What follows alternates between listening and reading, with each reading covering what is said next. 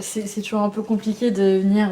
conclure une soirée qui a eu la chance d'aborder les questions économiques sous différentes formes. Et c'est vrai que je voudrais en particulier m'adresser aux gens qui se disent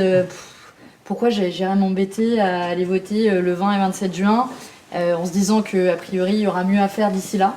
Que peut-être nous aurons une vie libérée, qui sait, si je m'en tiens au calendrier du gouvernement, et qui se disent bon, autant aller sur les bords de Loire et profiter de la Loire que d'aller voter.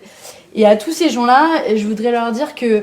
en fait, c'est exactement le pari que va faire la majorité présidentielle, que vont faire des formations politiques qui sont en place depuis bien trop longtemps. Je pense au président de région actuel, par exemple, qui est là depuis longtemps, mais et qui vont faire ce pari-là en se disant bon, de toute façon, il y a une minorité de gens qui vont aller voter, et on est dans une forme de nouvelle démocratie censitaire où on se satisfait qu'à une élection aussi importante que les élections régionales, il n'y ait que 50%, voire moins, des gens qui aillent voter. Et du coup, à tous ces gens-là, je voudrais leur dire que vous le vouliez ou non, la politique, elle s'intéresse à nous, et la région en particulier, elle s'intéresse à nous, que ce soit sur le plan éducatif avec les lycées, que ce soit sur le plan agricole, que ce soit sur le plan industriel, que ce soit sur le plan des emplois. En fait, la région, elle a des compétences, et qui sont souvent masquées parce qu'on se dit, ok, en gros, on se débarrasse à la région, et en fait, c'est important d'avoir des présidents de région qui se battent pour leur région.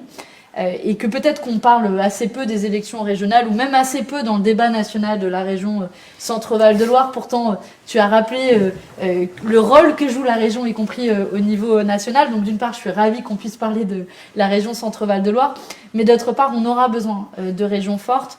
Et ce que je disais tout à l'heure,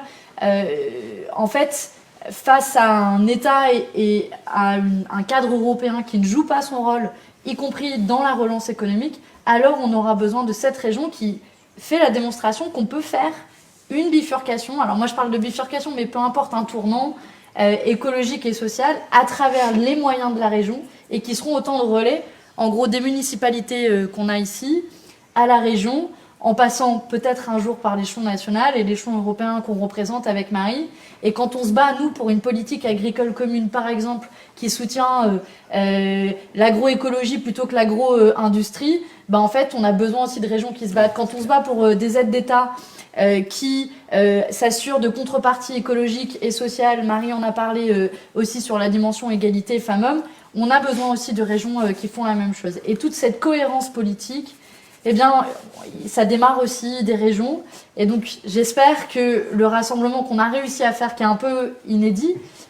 si on compare à l'échelon national entre différentes forces politiques, que ce soit Europe Écologie Les Verts, la France Insoumise, Génération, et puis un tas de gens qui se sont dit ok, bah pourquoi pas moi. Peut-être qu'il y en aura d'autant plus d'ici la fin de la campagne qui se diront aussi pourquoi pas moi pour participer à cette campagne. Donc à tous ceux aussi qui nous regardent, je suis sûre que l'équipe de campagne qui est ici réunie vous accueillera les bras grands ouverts. Et j'espère que le 20 et 27 juin, ça va se traduire par une victoire, mais surtout, ce qui compte, c'est pas juste la victoire, c'est ce que fera la région dans les mois qui viennent. Donc je vous souhaite beaucoup de chance et beaucoup de courage. Et puis, on vous regardera de près en espérant une belle victoire.